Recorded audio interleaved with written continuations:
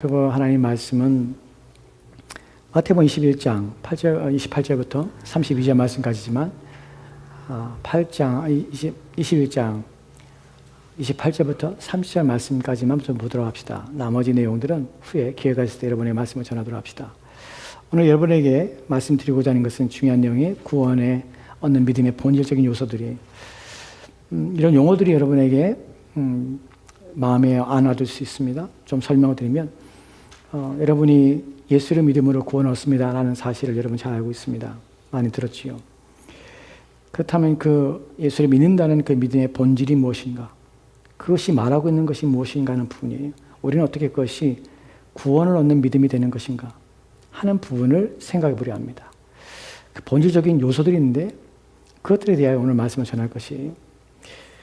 왜냐하면 왜 그래야 되냐면 우리가 생각하는 믿음이라는 단어가 가지고 있는 의미는 다양하기 때문에 그렇습니다. 여러분, 우리는 믿는다는 말을 여러 곳에 사용할 수 있습니다.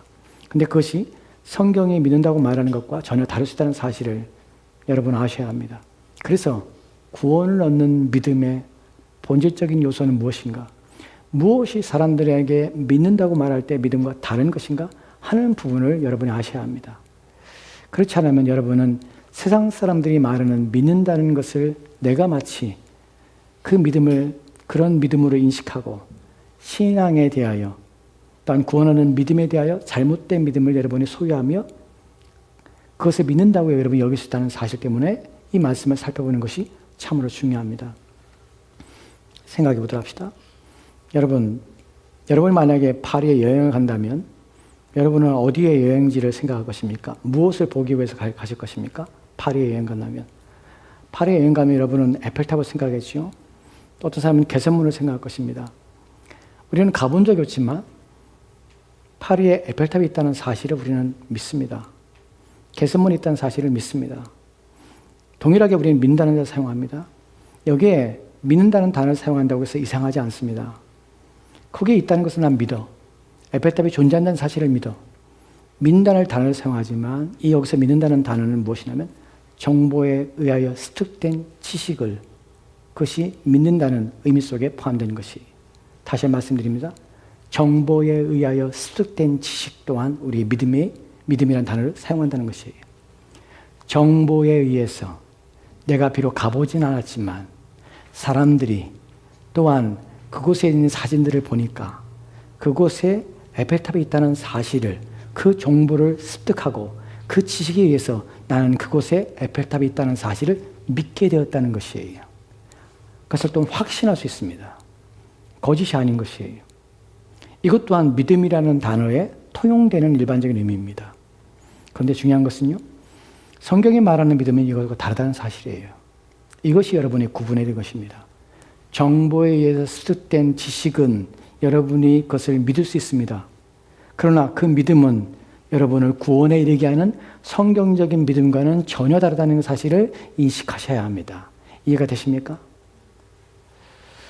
가끔 고개를 끄덕끄덕 괜찮아요. 여러분이 알고 있구나. 따라오시는구나. 제가 그렇게 여길 수 있으니까. 두 번째 이유는 첫 번째는 정보에 수석된 지식을 내가 믿는다는 것은 성경이 말하는 믿음과 다르다는 사실입니다. 그것이 틀리다는 말이 아닙니다. 다르다는 것이에요. 구원 얻는 믿음은 아니라는 것이에요. 이 말의 의미에서 좀 더 들어가면요. 여러분이 하나님에 대해서 알고 있는 남들이 교회에 다니고 남들이 그리스도인이라 부르고 남들이 예배를 드리고 하는 차원에서 신이란 존재가 있을 수 있구나. 저들은 그런 신을 믿는구나. 하는 것에 대한 정보를 듣고 정보를 통하여서 습득된 지식을 가지고 하나님이라는 사람이 기독교에서는 하나님이라는 사람이 있어. 나는 그들이 믿고 있지만 나는 본 적이 없지만 만난 적이 없지만 그분이 있다는 사실에 대하여 은연중에 우리가 인정할 수 있습니다. 부인하지 않을 수 있습니다. 그러나 그것을 구원 얻는 믿음이라고 여기지 않는다는 사실이에요. 이해가 되십니까? 정보에 습득된 지식을 믿는 것은 믿음이 아닙니다. 성경이 말하는 믿음이 아니라는 사실이에요. 두 번째, 여러분이 여행 가거나 또는 오늘 아침에 여러분이 차를 운전하고 교회에 왔습니다. 여러분이 차를 운전하고 교회 올 때 여러분은 아무 염려 없이 차를 운전하고 올 것입니다. 사고가 날이라고 생각하지 않습니다. 괜찮을 것이라고 생각합니다. 나는 사고가 나지 않을 것을 믿습니다. 만약 여러분이 한국에 살 때는 우리는 교통수단을, 버스를 대부분 지하철을 사용해서 교통수단을 사용해서 우리는 움직입니다. 이동합니다. 그때에 여러분들이 버스나 또는 지하철이나 라는 것을 대중교통수단을 사용할 때에 여러분들은 어떤 마음으로 두려움 없이 그 교통수단을 사용할 수 있죠? 사고가 나지 않을 것이라는 것을 믿는 것입니다. 한국에서 오셨는데 비행기 타고 오셨습니다. 15시간, 아주 오랜 시간 비행기 타고 오셨죠. 탈 때 여러분들 혹시 사고 날 것을 염려하고 오셨습니까? 조종사를 믿었나요? 아니면 무엇 때문에 여러분 편안하시고 잠도 주무시면서 오셨습니까? 기내식을 다 드시면서 편안하게 오셨습니까? 어떻게 그럴 수 있습니까? 그것도 우리가 사고가 나지 않을 것을 믿는 것이죠. 근데 여기서 말하는 믿음이라는 것은 무엇이냐면 통계에 의해서, 확률적에 의해서 사고가 나지 않을 것을 믿는 것이에요. 그것을 우리는 믿음이라 표현하지만 그것은 확률이지, 통계이지, 그것은 우리가 성경이 말하는 믿음이라는 차원의 의미가 아니라는 사실입니다. 여기서 신앙적인 의미로 좀 들어가면 이런 의미입니다. 여러분이 예수를 믿는 이유, 교회에 다니는 이유, 예수를 믿어야 되는 이유가 확률과 통계에 의해서 혹시 만약에 하나님이라는 분이 계신다면 내가 그분을 안 믿고 살다가 만약에 그분이 오셨을 때에 심판하신다는데 내가 만약에 안 믿고 있다가 지옥에 가면 어떡하지? 혹시 천국과 지옥이 있다는데 내가 지옥에 가면 어떡하지? 혹시나 나는 확률 50대 50이라는 확률에 의해서 여러분이 기독교를 선택할 수 있다는 사실입니다. 왜 불교가 아닌, 왜 이슬람이 아닌, 왜 기독교입니까? 확률에 따라서 이것이 더 괜찮아 보이고 믿을만 하고 신뢰만 하다는 것은 우리가 그것을 믿음이라고 표현하고 믿는다는 단어를 쓰지만 결코 그것은 성경이 말하는 믿음이 아니라는 것이에요. 여러분이 불안해서 혹시나 보험을 드는 것처럼 여러분이 기독교라는 종교를, 기독교라는 것을 여러분이 믿고 기독교인이 되셨다는 것은 여러분은 믿는 것이 아니라 확률에 의해서 선택하는 것입니다. 이것 또한 믿음이 아니라는 사실을 기억하십시오. 그러면 구원 얻는 믿음은 무엇이냐는 것입니까? 무엇이냐는 것인가 하는 것입니다. 세상 사람들은 정보에 습득된 지식을 통하여서 믿음이라는 단어를 사용하고 또한 확률에 의해서 우리는 의탁하며 두려움 없이 믿는다는 것을 우리는 의미를 가지고 있습니다. 그렇다면 기독교는 믿음이라 사용할 때 이것은 어떤 의미를 가지고 있는가 하는 부분이에요. 무엇이 다른가 하는 부분이죠. 여러분이 구원을 얻었다면 어떠한 믿음이 되는가, 그것은 어떠한 요소를 가지고 있는가, 본질적인 것이 무엇이 다른가 하는 부분에 대하여 여러분이 아셔야 합니다. 믿음이라는 단어의 헬라어에서 피스티오라는 단어를 씁니다. 이 단어의 의미는 무엇이냐면 의뢰한다, 신뢰한다. 더 특별한 단어는 뭐냐? 달라붙다는 것이. 어디에? 달라붙은 것입니다. 이것이 믿음이라는 단어를 가지고 있는 중요한 의미입니다. 믿다고 할 때 무엇에 달라붙는가? 무엇에 전적으로 의지하는가? 신뢰하는가? 하는 부분에 대하여 성경은, 믿음은 항상 어디에 사용하냐면 인격의 관계 속에서 믿음이라는 단어를 사용한다는 것이에요. 우리는 정보에 대해서 믿는다고 할 수 있습니다. 또한 우리는 통계에 의해서 믿는다고 할 수 있습니다. 근데 그것은 인격이 아닙니다. 성경에서 믿음이라고 할 때 중요한 부분이 무엇이냐면 인격이라는 것이에요. 여러분, 인격이란 말이 무슨 말입니까? 인격이, 여러분 혹시 집에 강아지를, 반려견들 키우시거나 또 반려묘를 키워서 고양이를 키우시나 하는 사람들은 우리가 식구, 입이 같은 음식을 먹는 입이 같은 식구라고 생각하는, 가족이라고 생각하는 사람도 있습니다. 물론 그럴 수 있습니다. 여러분이 그렇다고 해서 강아지가 인격이 있다고 말하지 않습니다. 고양이가 인격이 있다고 말하지 않습니다. 인격이라는 것이 정의는 무엇이냐면요, 인격이란 사고하고 생각하고 판단하고 결정하고 그 다음에 그것을 의지적으로 실행할 수 있는 능력을 가진 것을 인격이라고 합니다. 그건 누구에게 붙이냐면 바로 사람에게만 붙이는 것이 인격이라는 단어입니다. 사고하고 판단하고 생각하고 결정합니다. 그리고 그대로 추진합니다. 동물들이 인격을 가지고 있지 않은 이유가 무엇이냐면 그들은 본능에 따라 살지 계획하지 않습니다.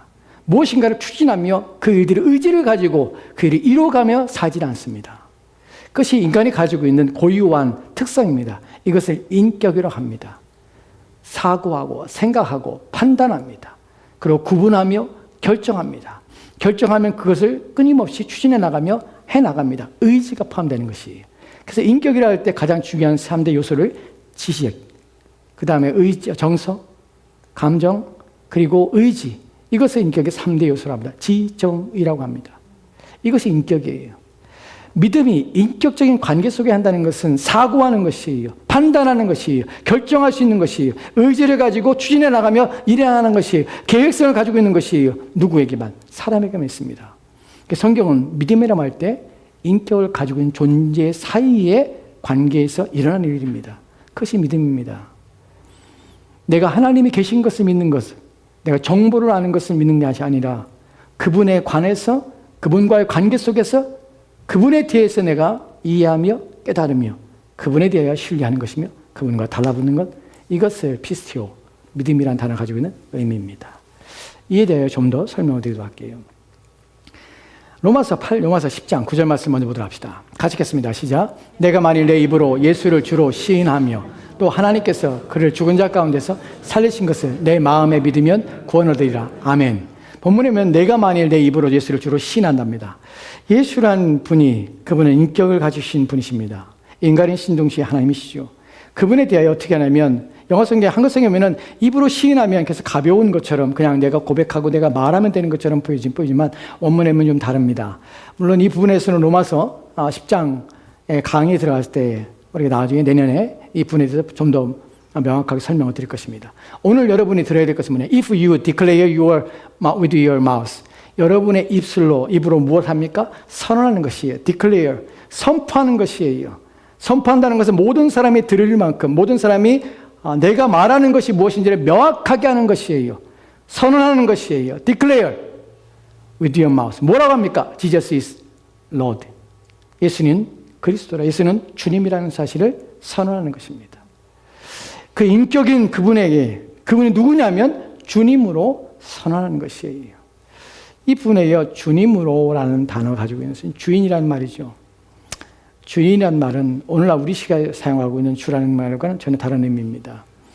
잠시 설명을 드리면 예전에 예수님 당시에 이 말씀이 선포될 당시에 지중해 연안 모든 나라들은 로마가 지배하고 있었습니다. 거기에는 온전히 오직 한 사람의 주인이 있었습니다. 누구냐면 로마 황제인 가이사였습니다. 그래서 모든 로드라는 표현은 누구에만 쓰면 황제에게만 사용됐습니다. 당시의 황제는 무엇이냐면 신의 대리자였습니다. 그래서 신상을 세워서 자기를 숭배하게 했습니다. 그래서 모든 사람은 황제가 신이라고 인정했습니다. 오직 유일한 신이 누구냐면 황제예요. 그러면 그런 지배 아래 살았던 사람들에게 예수님이 주인이십니다. 신이십니다. 예수님이 유일한 신입니다라는 고백은 아무나 할 수 있는 고백이 아닙니다. 왜냐하면 황제의 숭배의 시기에 살았던 사람들은 황제가 신이라는 사실을 부인하고 다른 신이 있습니다 라고 말하는 것은 황제를 반역하는 것입니다. 그럼 어떻게 해요? 죽임을 당하는 것입니다. 즉 이 말은 생명에 걸려있는 일이고 또한 인생에 걸려있는 문제입니다. 그래서 함부로 선언할 수 있는 문제가 아닙니다. 오늘날 우리는 예수를 주라고 고백한다고 해서 말한다고 해서 많은 사람이 얘기한다고 해서 우리는 죽임을 당하지 않습니다. 그런 위험에 처하지도 않습니다. 당시에 그랬다는 것이에요. 이것이 믿음이 가지고 있는 중요한 본질적인 요소, 인격에 관한 문제. 이것은 그것을 신뢰하며 의지하며 그분의 대상에 대한 관한 문제입니다. 이 믿음이 어떻게 오는가 하는 부분에서 오늘 초점을 맞출 것인데 이 믿음이 어떻게 이런 고백들이 나오게 되는가 하는 부분에 대하여 오늘 우리가 읽었던 본문에 대하여 좀 생각해 보려고 합니다. 오늘 우리가 읽었던 이 본문 속에서 우리는 먼저 생각할 것은 이 우리가 본문을 살펴보는 이유, 믿음에 대해 살펴보는 이유는 세 가지 이유 때문에 그렇습니다. 첫 번째 이유는 무엇이냐면 여러분 자신의 신앙을 돌아볼 때 많은 사람들이 나는 믿습니다. 나는 그리스도입니다 라고 고백합니다. 그러나 여러분이 참된 믿음을 가지고 있는가 하는 부분이 첫 번째 문제입니다. 저는 목사로서 여러분에게 늘 궁금하고 여러분이 정말 그랬으면 좋겠습니다. 어떻게 참된 믿음을 가졌으면 좋겠습니다. 왜냐하면 그것이 제 목적이기 때문에 그래요. 제가 존재의 이유입니다. 제가 목사로서 여기에 서 있는 이유입니다. 하나님 앞에 갈 때 제가 가장 두려운 부분이 그것입니다.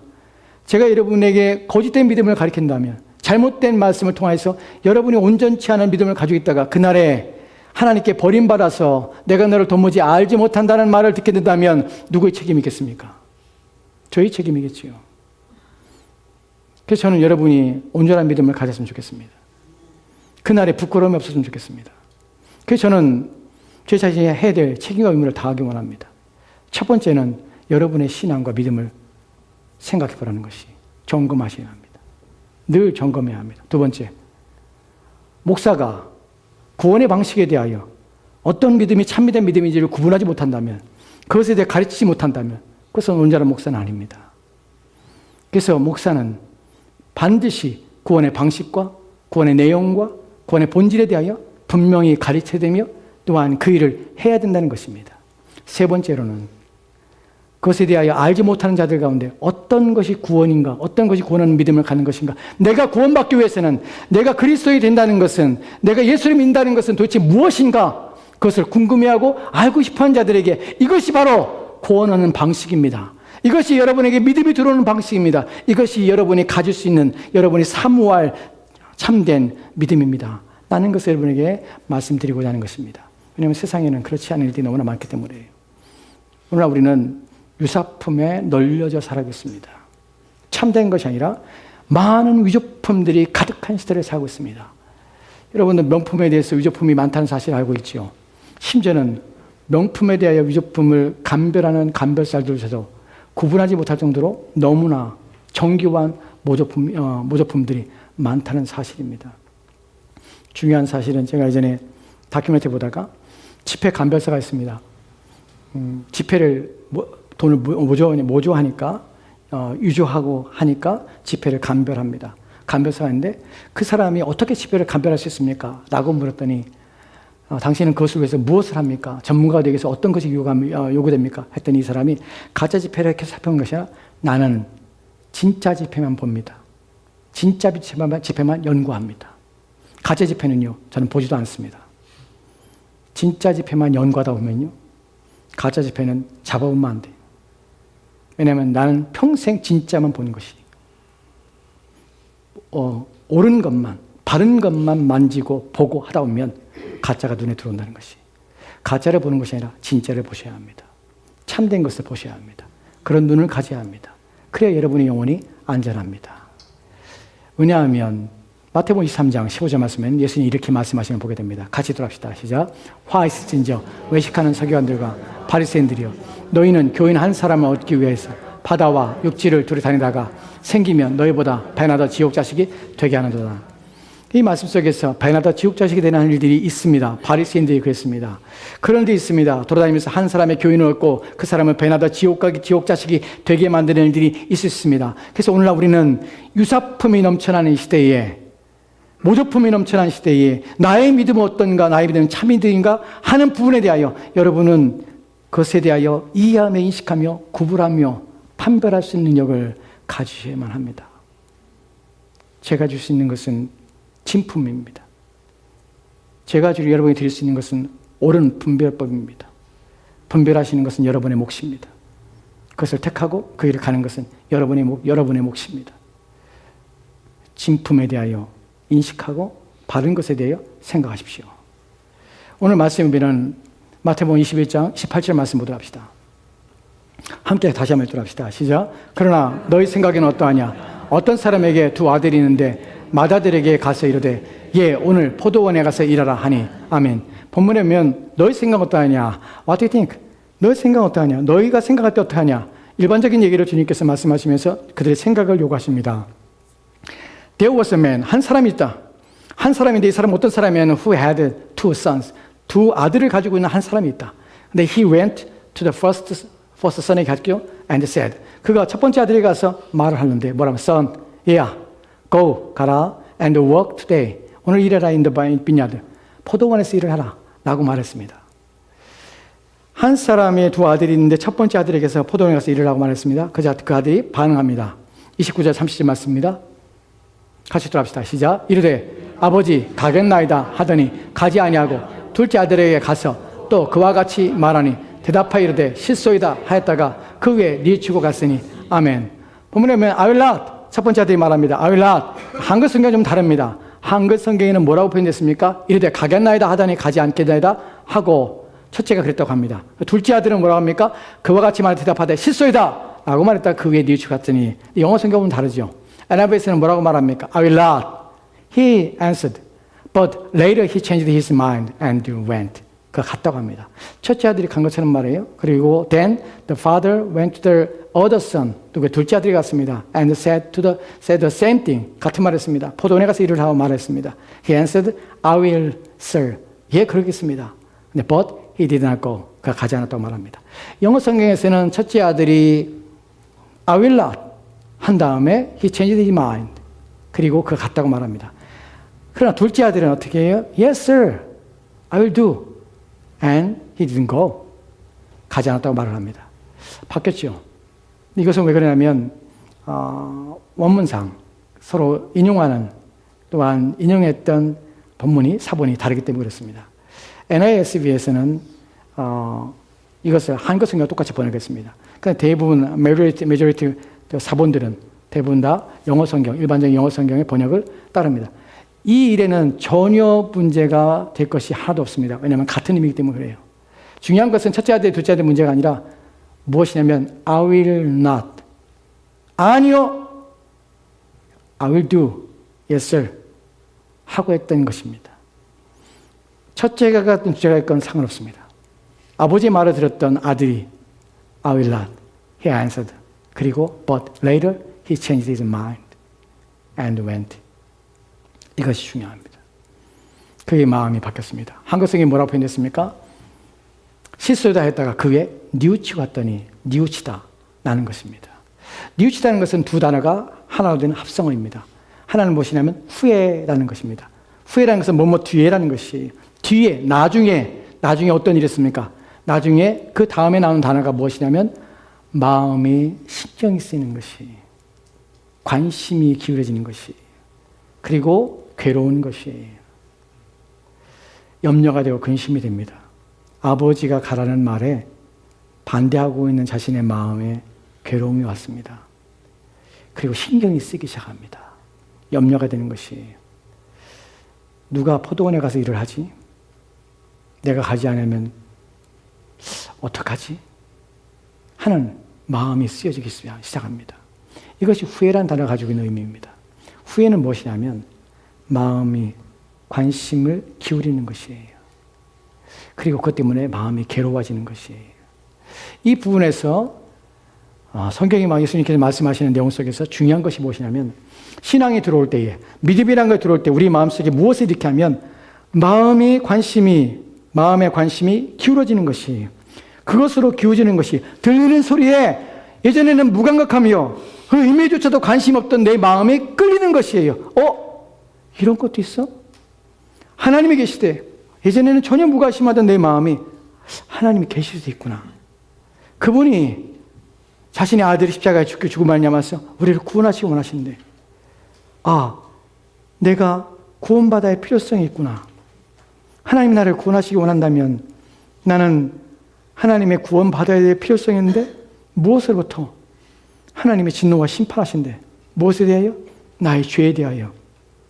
이런 것들에 대하여 내 마음의 관심이 그것으로 가고 있습니다. 신경이 쓰이는 것이에요. 그것 때문에 괴로운 것이에요.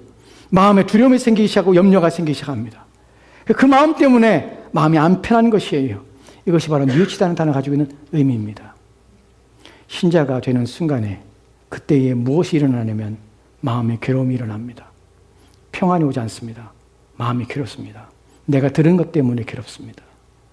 내가 그것 때문에 내 마음이 평안하지 않는 것이 예전에는 상관이 없었습니다. 목사가 무슨 말을 하건 누가 무슨 말을 하건 개의치 않고 인생을 살아왔습니다. 어느 날 누구로부터 들었던 복음이 어느 날 누구로부터 들었던 말씀이 하나님에 대한 이야기가 어느 날 내 마음을 치기 시작하는 것이에요. 왜 그것에 대하여 내 마음이 이렇게 신경이 쓰게 되는지 이유도 알 수 없지만 내 마음이 두려운 것이 혹시 하나님이 계시다면 내가 그것을 거절해도 될까? 내가 이렇게 사는 것이 옳은 것인가? 여러분 나이가 시운이 되면 인생에서 마음에 바람이 분다 합니다. 그래서 인생에 대해서 쓸쓸함을 느끼고 허망해진다고 합니다. 톨스토이가 그랬어요. 그의 나이 50대, 가장 왕성하고 가장 평안했던 그때 그의 소출이 몇 배가 늘어나서 그의 마음에 가장 행복했을 때 톨스토이의 마음에 갑자기 바람이 붑니다. 눈에 보이지 않는 바람이 그의 마음을 들어옵니다. 그가 고민하기 시작합니다. 인생이 무엇이지? 이렇게 허망할까? 이렇게 의미 없을 수가 있을까? 내가 살아온 삶이 이렇게 아무런 의미가 없고 이렇게 허탄한 인생을 이렇게 살아야 되는 것인가? 하는 마음이 그의 마음을 휩쓸었습니다. 그러자 그의 마음이 바뀌기 시작했습니다. 무엇이 내 마음을 이렇게 공허하게 만들지? 인생은 도대체 무엇일까? 왜 사는 것일까? 하는 것 때문에 고민하다가 그는 하나님 말씀 앞으로 돌아옵니다. 그리고 그를 지으신 분이 하나님이라는 사실을 인식하게 됩니다. 그리고 그의 마음속에는 하나님을 위해 살고자 하는 마음이 열망이 일어나요. 톨스토이의 소설을 읽다 보면 대부분 다 신앙적인 내용들이 그 안에 담겨져 있는 이유가 바로 그것입니다. 인생에 바람이 불 수 있습니다. 근데 그 바람이 어떻게 부냐는 문제죠. 공허함이 느끼고 쓸쓸함이 느낄 때 무엇으로 채우냐가 문제입니다. 본문에서 뉘우치다는 것은 바로 그런 것입니다. 마음이 무엇인가? 마음이 들어와서 삶에 대하여 괴로움이 시작됩니다. 그렇게 당당하게 인생을 살았는데 그냥 아무런 문제 없다고 생각했는데 오늘 내 인생이 아무것도 안 하니까 이렇게 허물어지다는 사실을 인식하며 두려움이 그리고 하나님 말씀을 듣는데 그 말씀에 신경이 쓰이기 시작할 때 이때 하나님께서 역사하기 시작합니다. 문제는 이것으로 온전히 구원을 얻는 데까지 이르는 결정적인 요소가 되는가? 그렇지는 않습니다. 많은 사람이 쓸쓸함을 느낄 수 있습니다. 인생에 대해 공허함을 느낄 수 있습니다. 동의할 수 있습니다.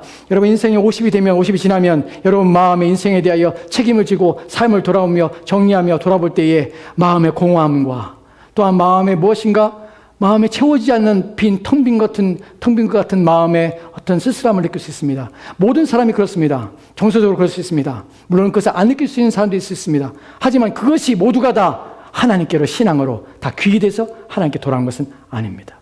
여기에는 한 가지 더 중요한 요소가 있다는 것입니다.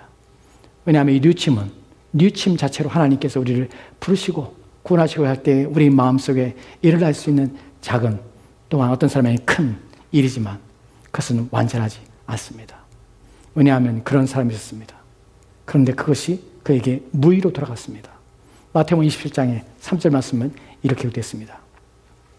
같이 기도합시다. 같이 읽겠습니다. 시작. 그때 예수를 판 유다가 그의 정죄됨을 보고 스스로 뉘우쳐 그 은 30을 대제사장들과 장로들에게 도로 갖다 주며 한 사람이 있습니다. When Judas 그 어떻게 했습니까? 예수님 배반한 자 betrayed him so that 무엇을 받습니까? Jesus was condemned.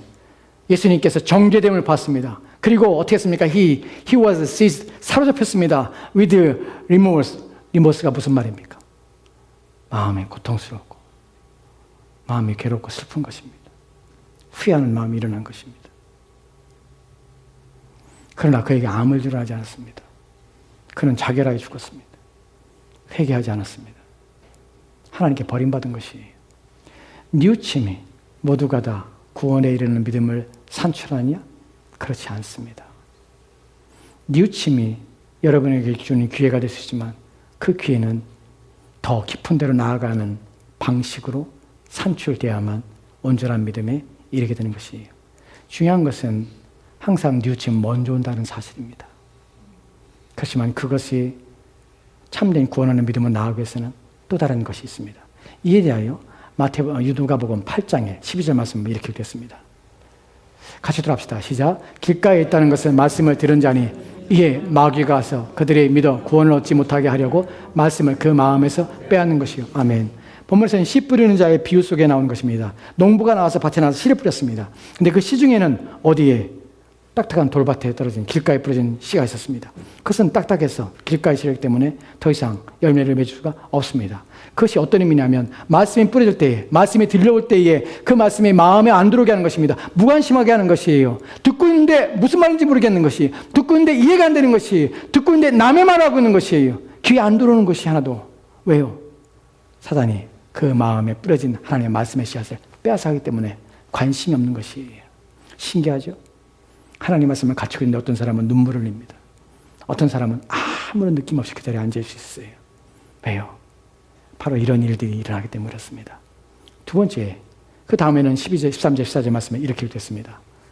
같이 들어갑시다. 시작. 바위 위에 있다는 것은 말씀을 들을 때에 기쁨으로 받으나 뿌리가 없어 잠깐 있다가 시련을 당할 때는 배반하는 자요. 가시따기에 떨어졌다는 것은 말씀을 들은 자이나 지내는 중 이생의 염려와 재물과 향락의 기운이 막혀 온전히 결실하지 못하는 자요. 두 가지 내용이 나옵니다. 하나는 또 어디에 씨를 뿌렸는데 어디에 뿌렸습니까? 바위에 뿌렸습니다. 근데 이것은 잠깐 기쁨으로 받았지만 뿌리가 없어서 곧 말라버릴 것입니다. 말씀을 받았지만 기쁨을 받을 수 있습니다. 무엇 때문에? 뉘우침 때문에. 어떻게? 마음이 이끌려서 마음이 그것에 향하여서 기쁨을 받을 수 있습니다. 하지만 곧 잊어버립니다. 예배당을 나가는 순간에 또는 자기 일상을 돌아가는 순간에 그 마음은 식어지고 없어지는 것입니다. 무의미한 것입니다. 또한 어디에? 가시떨기에 뿌렸습니다. 자라는데 가시떨기의 기운을 막아서 촉도됐습니다. 그 어떻게 합니까? 열매를 맺지 못합니다. 결실하지 못하는 것입니다. 마지막은 뭡니까? They do not mature. 성숙하지 못하는 것이, 자라지 못하는 것이. 이렇게 끝날 수 있습니다. 이것이 말씀이 들어올 때에 어떻게 그 말씀이 믿음으로, 온전한 구원하는 믿음으로 산출되는가 하는 부분에서 그렇지 못한 것들이 너무나 많다는 사실입니다. 그러나 구원에 이르는 믿음으로 산출되게 하는 바로 방식이 있습니다. 15절 말씀입니다. 15절 말씀 같이 들어갑시다. 같이 읽겠습니다. 시작. 좋은 땅에 있다는 것은 착하고 좋은 마음으로 말씀을 듣고 지키어 인내로 결신하는 자니라. 아멘. 본문에 보면 좋은 시가 있습니다. The sea on the good soil. 이것은 무엇을 말합니까? Stands for those, 어떤 사람들 말하는데 with noble and good heart. 마음이 고결하고 마음이 좋은 사람들의 마음이 있습니다. 사람의 마음이 좋다는 것은 아닙니다. 왜 좋냐면 그렇게 만들어주신 하나님 때문에 그렇습니다. Who hear the word, 말씀을 듣습니다. And they retain it, 그것을 붙잡습니다. 유지합니다. 그것을 말씀을 마음속에 두는 것입니다. 계속 그 말씀이 사모되는 것입니다. 신기하지요. 놀라운 일이 일어납니다. 왜냐하면 이것은 사람이 할 수 있는 것이 아니라 하나님의 은혜로 그의 마음이 열려졌을 때 이런 일이 일어나기 때문에 그렇습니다. 말씀을 듣고 있는데 그 말씀이 내 마음을 이끕니다. 그 말씀이 생각이 나는 것이에요. 그 말씀에 주의를 기울이고 있습니다. 끊임없이 그것을 고민하고 있습니다. 그것 때문에 마음이 괴롭습니다. 이 괴로움을 해결하기 원합니다. 무엇으로? 하나님 말씀으로. 어떻게 하면 됩니까? 나는 고민이 생기기 시작합니다. 나는 내 영혼은 무엇을 해야 됩니까? 나는 물음이 생기기 시작합니다. 그 물음을 추적하며 쫓아갑니다. 그리고 마지막 결론에 누구를 만나냐면 우리를 죄에서 구원하신 예수 그리스도를 만나게 됩니다. 그때 그의 영혼은 자유함을 얻게 되고 그때 영혼은 해방을 느끼게 됩니다. 그것이 바로 retain. 그것을 마음에 유지하며 그것을 보호하며 그것을 그 상태로 계속 마음에 두고 있는 것이 하나님 말씀이에요. 이때에 놀라운 일이 일어나는 것입니다. 즉 지금까지의 내용을 설명하면 참된 구원을 얻는 믿음은 뉘우침으로 옵니다. 마음에 괴로움이 있고 또 마음이 향합니다. 이끌립니다. 관심을 기울이게 됩니다. 나도 모르게 그 마음이 자꾸만 사로잡히면 됩니다. 거기서 멈추는 것이 아니라 그 마음이 지속적입니다. 그리고 그 마음이 해결될 때까지 멈추지 않습니다. 이 사람은. retain이라는 이 단어가 가지고 있는 의미가 무엇이냐면 지속적으로 목적을 향하여 나아간다는 의미가 이 단어 속에 있습니다. 얻기까지 포기하지 않습니다. 누구를? 그리스도를 만나기까지 포기하지 않습니다. 그것이 바로 구원하는 믿음의 본질적인 요소입니다. 이에 대하여 마지막 내용을 보고 말씀하시도록 합시다. 이에 대하여 좀 더 설명하고 있는 것이 어디냐면 고린도후서 7장에 보면 9절 말씀이 이렇게 읽겠습니다. 같이 들어갑시다. 시작. 내가 지금 기뻐함은 너희로 근심하게 한 까닭이 아니요 도리어 너희가 근심함으로 회개하며 이런 까닭이라. 너희가 하나님의 뜻대로 근심하게 된 것은 우리에게 아무 해도 받지 않게 하려 함이라. 아멘. 여기서 여러분들이 좀 알아야 될 것이 뭐냐면 회개라는 단어가 repent라는 영어 단어입니다. repentance. 회개라는 말이죠. 이 회개라는 단어는 라틴에서 왔습니다. 라틴어의 의미가 무엇이냐면 다시 생각하다는 것이, 다시 생각하다. 뭘 다시 생각합니까? 내 인생을 다시 생각하는 것이, 내 삶을 다시 생각하는 것이, 다시 생각해 보는 것이. 아무렇지도 않았어요. 지금까지 내 인생 이대로 살아도 한 번도 내 인생을 돌아보거나 그대로 이렇게 살아도 되는구나 하고 살 것이에요. 매일매일 내가 결정하고 선택하는 그 모든 방식에 있어서 나는 바꾸고자 하는 마음이 한 번도 일어난 적이 없어요. 왜냐하면 매일매일 주어진 삶에 최선을 다하자, 열심히 살자 하는 것이 내 인생의 목적이고 삶의 방식이었어요. 근데 어느 날 이것이 잘못됐다는 사실을 생각한 것이, 이렇게 살면은 결국에는 죽음에 이르는 것이 내 인생의 끝이구나 하는 두려움이 생기는 것이, 아무것도 아닌 것이 내 인생이구나 하는 두려움이 생기기 시작하는 것이, 그 위에 죽음 후에 무엇이 있을 것인가 하는 것이 마음에 두려움이 생기는 것이, 얼마 남지 않은 나의 인생이 이렇게 끝나면 무엇이 남을 것인가? 내 인생을 살면서 그렇게 수고하고 애쓰며 살았는데 무엇을 얻을 수 있을까? 내가 죽으면 난 어떻게 되는 것일까? 하는 것 때문에 생각이 돌아옵니다. 다시 생각합니다. 자기 인생에 대하여. 회개라는 헬라어의 단어는 메타노니아라는 단어입니다. 이 단어는 무엇이냐면 이성의 사고의 전환입니다. 이성의 사고의 생각의 전환입니다. 트랜지션입니다. 바뀐 것이에요. 그래서 어떻게? 다른 삶으로 살아가는 것입니다. 이것이 바로 회개라는 단어가 가지고 있는 의미입니다. 본문에 보면 because you are made sorry. 내가 너희들이 마음속에 미안하고 여러분 마음속에 무엇인가에 대해서 잘못에 대해서 마음속에 부담감을 느끼고 정말 미안하다, 정말 죄송스럽게 생각한다 하는 마음을 가지고 있는 것인데, 그러려고 하는 것이 아니라 but because you are sorrow, 너희의 슬픔, led you to repentance, 회개에 이르는 슬픔, 이것 때문에. 그리고 왜냐하면 이것이 왜냐하면 you became sorrowful, 너희가 슬픔 가운데 있는 것은 왜 그러냐면 as God intended, 하나님이 어떻게 의도했다는 것이. sorrow는 그냥 오는 것이 아니라 회개에 이르는 sorrow, 슬픔은 하나님이 의도하십니다. 자기가 구원하고 싶은 자들에게 하나님께서는 구원할 자들의 마음에 슬픔을 주십니다. 기쁨은 후에 옵니다. 슬픔이 먼저 옵니다. 먼저 와서 자기 자신을 보게 하는 것이에요. 그 슬픔 가운데 누구를 발견하며 자기의 인생을 위해서 무엇을 해야 되는지를 인식하게 합니다. 그것이 바로 우리를 위해 이 땅에 오신, 십자가에 달려 죽으신, 나의 죄를 위하여 대신 죽으신, 나의 죽음을 죽으신 예수 그리스도, 그분을 통하여 우리의 마음에 위로가 되고 소망을 얻게 되는 것입니다. 이것이 바로 구원 얻는 방식입니다. 어떤 삶을 살게 되는가? 10절 말씀은 이렇게 됩니다. 같이 들어갑시다. 시작. 하나님 뜻대로 하는 근심은 후회할 것이 없는 유순이 구원에 이르게 하는 회개를 이루는 것이요 세상 근심은 사망을 이루는 것이라. Godly sorrow brings repentance.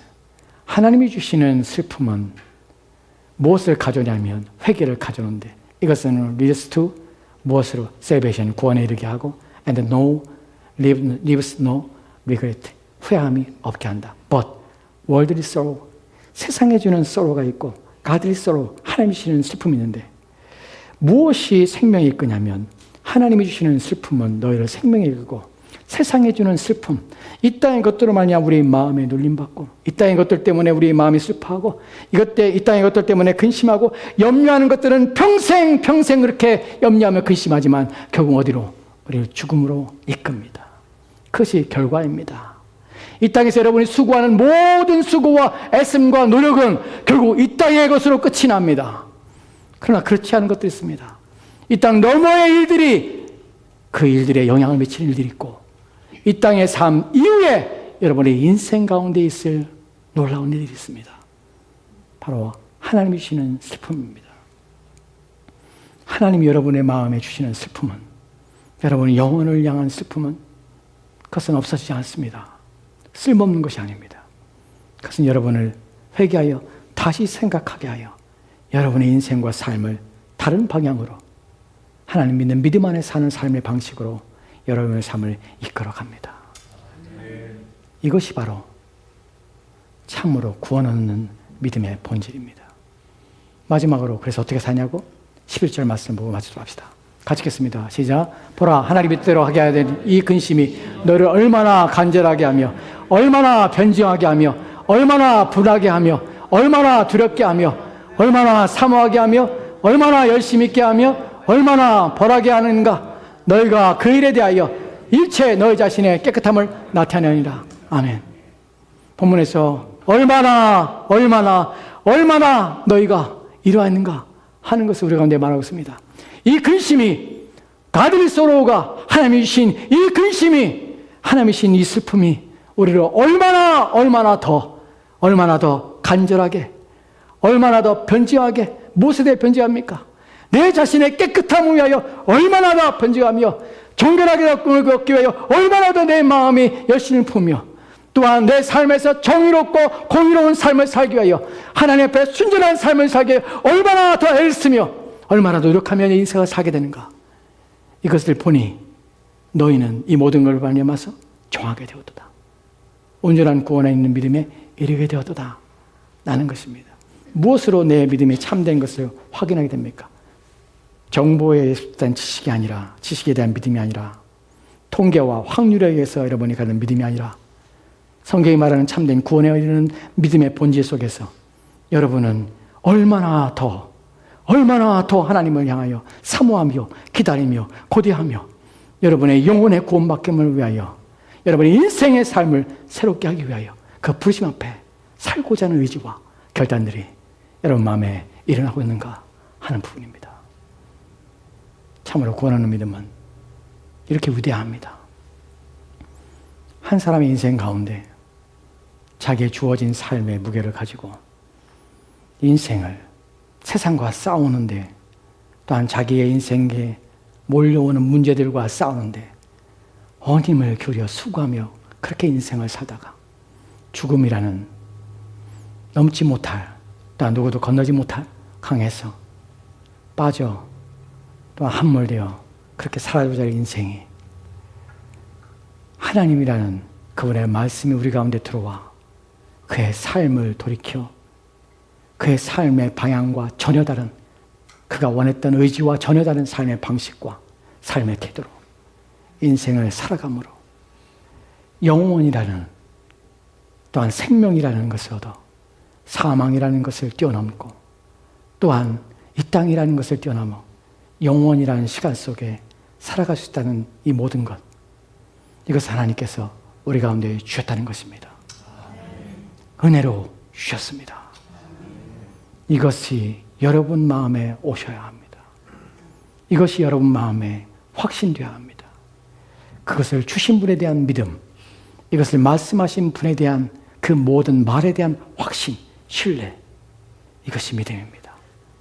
그리고 그대로 살아가는 것입니다. 그것을 마음에 품고 그대로 그의 부르심에 합당하게 우리 인생을 사는 것, 그 사람이 바로 참된 믿음, 구원에 이르는 믿음을 소유한 자의 삶입니다. 바로 합기는 여러분 모두의 마음속에 하나님이 뉘우치게 하심이 여러분의 인생 가운데 여러분 마음에 여러분 삶을 돌이켜보고 여러분의 인생을 돌이켜 이대로 사는 것이 옳은 것인가 하는 의문과 또한 여러분의 삶에 대하여 진지하고 사려 깊은 고민을 하시기 바랍니다. 그리고 어찌하여야 내 영혼을 구원함이일까? 이 인생 이후에 있을 일에 대하여 성경은 무엇이라 말하고 있고 나는 무엇을 믿을 것인가 하는 것에 대하여 진지한 고민 속에서 여러분을 부르시는, 여러분을 구원하시기 원하시는 그리스도 예수 앞에 나오시기 바랍니다.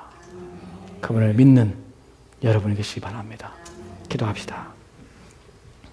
하나님, 주의 말씀을 통하여 우리의 마음이 어떻게 온전한 구원에 이르게 되는지를 살펴봅니다.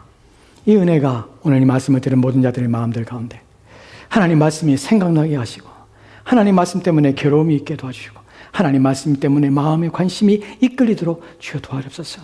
그러나 그곳에 멈추지 아니하고 더 나아가게 하옵소서. 더 나아가 좋은 마음, 착한 마음으로 하나님 말씀을 받고 어려움 가운데서도 인내함으로 하나님 말씀을 붙들며 그 말씀을 의지하여 새로운 인생을 살기로 새로운 인생의 출발을 삼을 수 있도록 주여 도와주시옵소서. 주께서 우리와 함께하기 소망하며 예수님 이름으로 기도합니다. 아멘. 다 같이 찬송합시다.